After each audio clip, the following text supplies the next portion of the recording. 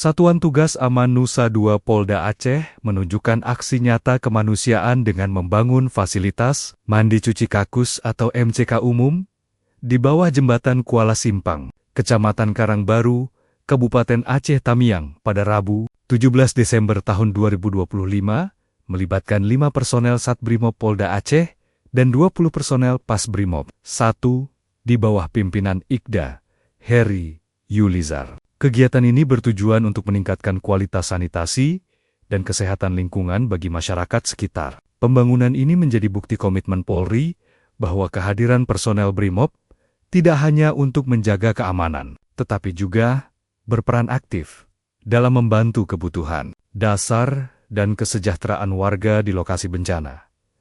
Pembangunan MCK umum ini kami laksanakan sebagai bentuk kepedulian Brimob terhadap kesehatan dan kebersihan lingkungan masyarakat. Kami berharap fasilitas ini dapat dimanfaatkan dengan baik dan membantu meningkatkan kualitas hidup warga di sekitar Kuala Simpang, ujar Ikda Heri Yulizar. Kami sudah menyalurkan bantuan dalam bentuk natura ya, macam-macam tadi sudah kita sebut, itu sekitar 36 miliar untuk ditambah hari ini 9 miliar lebih.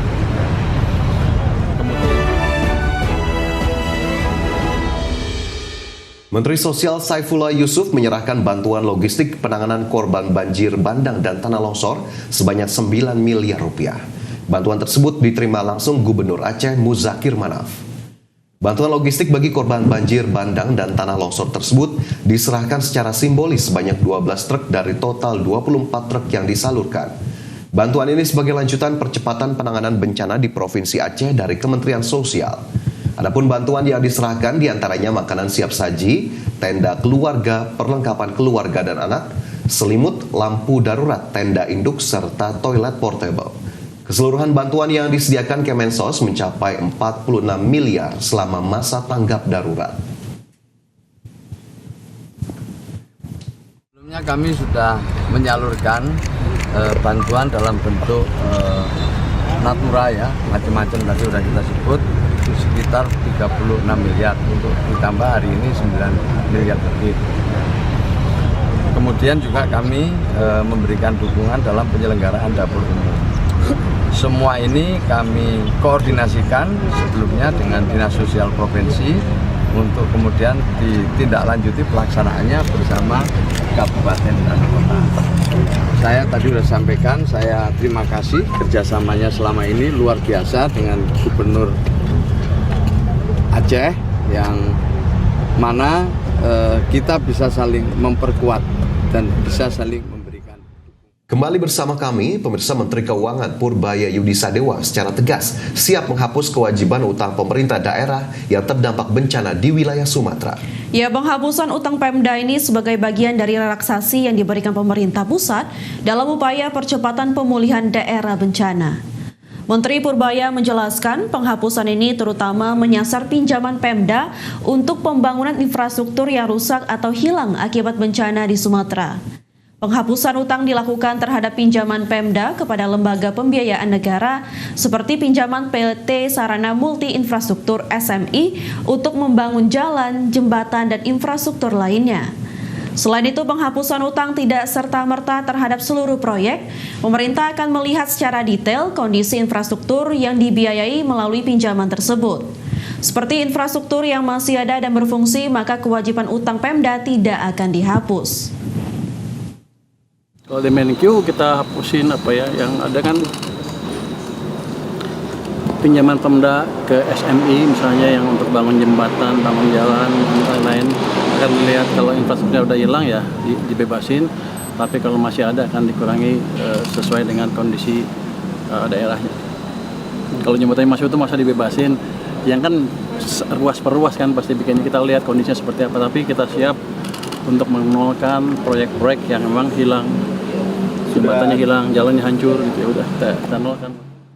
Sementara itu, Kementerian Koperasi juga mengirimkan bantuan bagi korban bencana di Sumatera.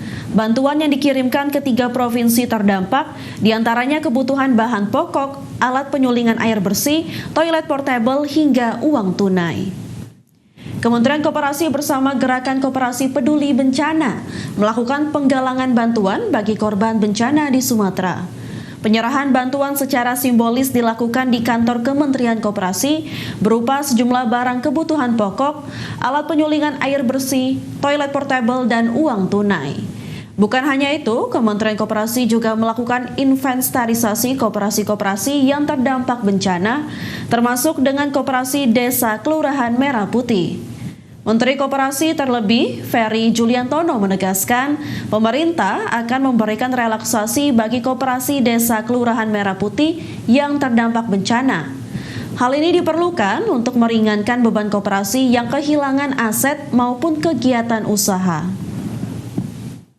Untuk Koperasi Desa Kelurahan Merah Putih yang juga sebenarnya masih kita inventarisir ini datanya yang terdampak baik di Aceh, Sumatera Utara maupun Sumatera Barat. Nanti kita akan tentu akan mendapatkan relaksasi. Kemarin dalam rapat kabinet juga disampaikan seperti itu.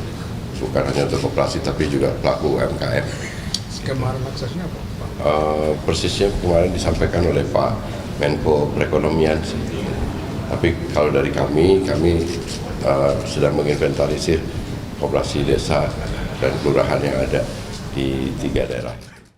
Ya pemirsa, Badan Nasional Penanggulangan Bencana melaporkan terdapat penambahan jumlah korban meninggal dalam bencana Sumatera akibat dampak dari banjir bandang dan tanah longsor menjadi 1.053 jiwa.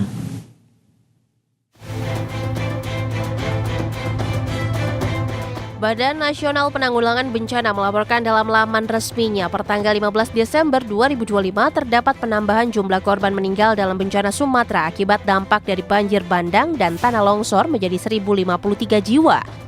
Jumlah korban meninggal dunia rinciannya berdasarkan provinsi antara lain Aceh sebanyak 449 jiwa, Sumatera Utara 360 jiwa, dan Sumatera Barat sejumlah 244 jiwa.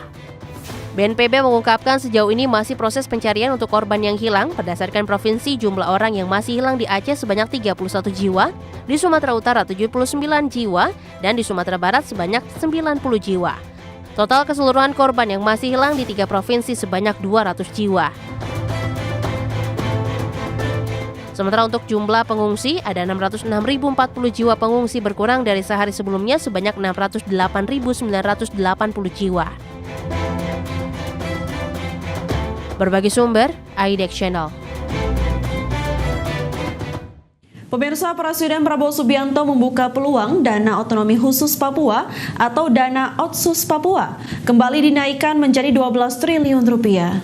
Hal tersebut disampaikan Presiden saat memberikan arahan kepada para kepala daerah se-Papua di Istana Negara pada Selasa kemarin. Presiden mengingatkan para kepala daerah se-Papua untuk bisa mempertanggungjawabkan penggunaan dana Otsus. Presiden meminta para gubernur dan bupati se-Papua tidak menggunakan dana Otsus untuk kepentingan pribadi. Selain dana Otsus, pemerintah daerah di Papua juga akan mendapat guyuran anggaran lebih dari 61 triliun rupiah dalam bentuk program yang ada di sejumlah kementerian dan lembaga. Pemerintah pusat juga membuka ruang bagi pemerintah daerah Papua untuk mengajukan program yang dirasa bermanfaat untuk pembangunan Papua. Mulai dari makan bergizi gratis, desa nelayan, sekolah unggulan dan sekolah terintegrasi hingga program pangan. Tapi saya minta benar-benar para gubernur, bupati bertanggung jawab ya.